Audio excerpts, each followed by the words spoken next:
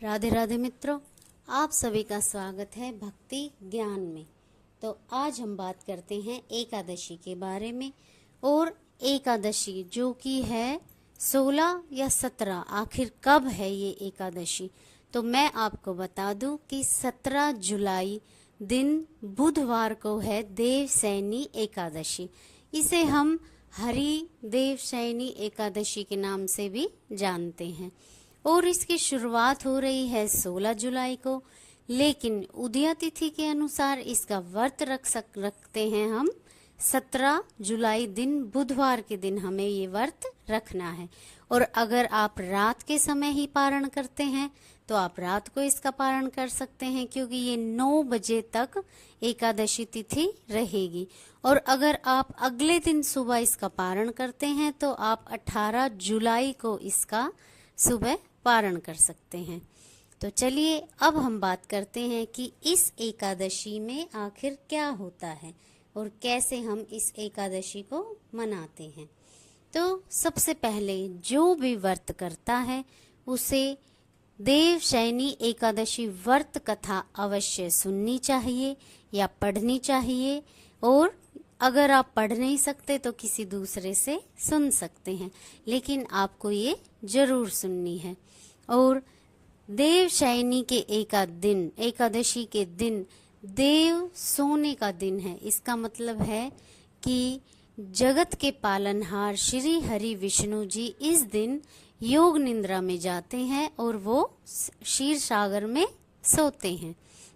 और जब वो 4 मास के बाद उठते हैं, यानी कि 4 महीने के बाद उठते हैं, तो जो एकादशी आती है देव उठावनी एकादशी, उस दिन श्री हरि जी उठते हैं। तो जो ये 4 महीने होते हैं, यानी कि चतुर्मास जो होता है, उसमें कोई भी मांगलिक कार्य नहीं होता, क्योंकि जब देव सो जाते हैं तो हमारे सनातन धर्म में कोई भी मंगल कार्य हम नहीं करते हैं, क्योंकि ये मान्यताओं के विपरीत है।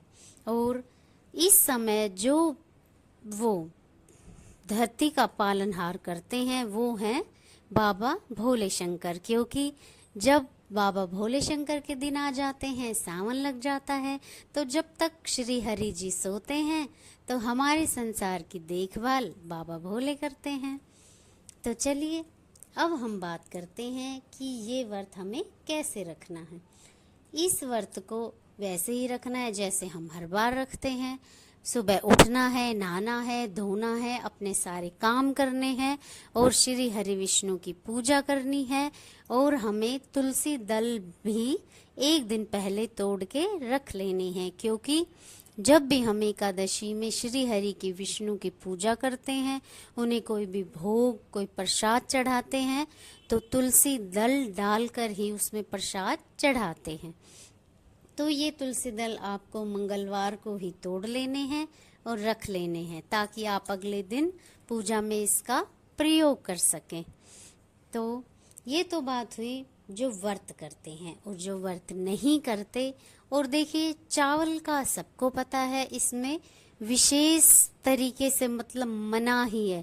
जो व्रत करते हैं उनको भी चावल नहीं खाने, और जो व्रत करते हैं उनको तो खाने ही नहीं है। तो चलिए अब हम बात करते हैं कथा की। तो अब हम सुनते हैं देवशयनी एकादशी व्रत कथा। धर्मराज युधिष्ठिर ने कहा कि हे केशव, आषाढ़ शुक्ल एकादशी का क्या नाम है? इस व्रत के करने की विधि क्या है और किस देवता का पूजन किया जाता है, ये सब हमें बताइए। तो श्री कृष्ण जी कहने लगे, हे युधिष्ठिर, जिस कथा को ब्रह्मा जी ने नारद जी से कहा है, मैं तुमसे वही कहता हूँ। एक समय नारद जी ने ब्रह्मा जी से यही प्रश्न किया था। तब ब्रह्मा जी ने उत्तर दिया था कि हे नारद, तुमने कलियुगी जीवों के उद्धार के लिए बहुत ही उत्तम प्रश्न किया है, क्योंकि देवशयनी एकादशी का व्रत सभी व्रतों में उत्तम है और समस्त पापों का नाश करने वाला व्रत है। तो चलिए इसकी कथा इस प्रकार है कि जो भी इस व्रत को करते हैं उसको व्रत के करने वाले से श्री हरि विष्णु अद्भुत प्रसन्न होते हैं और उसको बहुत ही आशीर्वाद देते हैं। तो एक बार की बात है, सूर्यवंश में एक मांधाता नाम चक्रवर्ती राजा हुआ था, जो सत्यवादी और महान प्रतापी था। वह अपनी प्रजा का पुत्र की भांति पालन किया करता था और सारी प्रजा का ध्यान रखता था। उसकी सारी प्रजा बहुत ही सुखी रहती थी, क्योंकि उसका राज्य धन धान्य से भरपूर था और सुखी था। उसके राज्य में कभी अकाल नहीं पड़ता था। एक समय उस राजा के राज्य में 3 वर्ष तक वर्षा नहीं हुई और भारी अकाल पड़ गया। प्रजा अन्न के कारण अत्यंत दुखी रहने लगी और सबको दुखी रहने के कारण वहां त्राही त्राही मच गई और सभी प्रजा वाले बहुत ही दुखी हो गए, जिसके कारण सभी धर्म कर्म के काम जैसे कि यज्ञ, हवन, पूजा पाठ सब कम होने लगे। तो सभी बहुत दुखी होने के कारण एक दिन राजा के पास गए। तो राजा ने उनकी बात सुनी, क्योंकि राजा इस कारण पहले से ही दुखी थे। तो राजा कहने लगे कि आप सब सही कह रहे हैं, लेकिन अब इसका कोई समाधान सोचते हैं। तो इसलिए राजा अपनी प्रजा को लेकर एक जंगल की तरफ चल दिए और जंगल की तरफ चलते चलते उन्हें एक ऋषि का आश्रम मिला और अंत में ब्रह्मा जी के पुत्र अंगिरा ऋषि के आश्रम में वे पहुँचे। वहाँ राजा ने घोड़ों से उतरकर अंगिरा ऋषि को प्रणाम किया और मुनि ने राजा को आशीर्वाद दिया और बोले कि आप आश्रम आने का कारण कृपा हमें बताइए। राजा ने हाथ जोड़कर विनीत भाव से कहा कि हे भगवान, सब प्रकार के धर्म पालन करने पर भी मेरे राज्य में अकाल पड़ गया है, जिससे प्रजा अत्यंत दुखी है। राजा के पापों के प्रभाव से ही प्रजा को कष्ट होता है, ऐसा शास्त्रों में कहा गया है। जब मैं धर्म अनुसार राज्य करता हूँ तो मेरे राज्य में अकाल कैसे पड़ गया, इसका कारण मुझे अभी तक नहीं पता चल सका है। तो कृपा आप मुझे इसका कारण बताएं। अब मैं आपके पास इसी संदेश को निवर्त कराने के लिए आया हूँ। कृपा करके मेरे इस संदेह को दूर कीजिए, साथ ही प्रजा के कष्ट को दूर करने का कोई उपाय बताइए।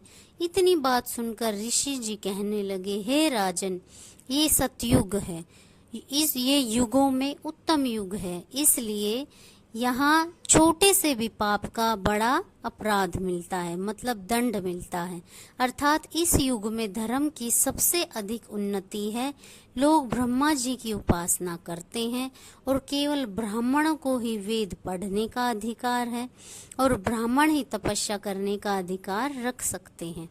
परंतु आपके राज्य में एक शूद्र तपस्या कर रहा है, इसी दोष के कारण आपके राज्य में वर्षा नहीं हो रही है। इसलिए यदि आप प्रजा का भला चाहते हो तो उस शूद्र का वध कर दो। इस पर राजा कहने लगे कि हे महाराज, मैं बिना बिचारे अपराधी को तपस्या करने पर ही इस तरह मार दूं, ये मेरे दिल को नहीं भा रहा। मतलब मैं ये पाप नहीं कर सकता, इसके लिए मेरा मन नहीं मान रहा। तो कृपा कोई दूसरा उपाय बताइए। तब ऋषि कहने लगे, हे राजन, यदि तुम अन्य उपाय जानना चाहते हो तो सुनो।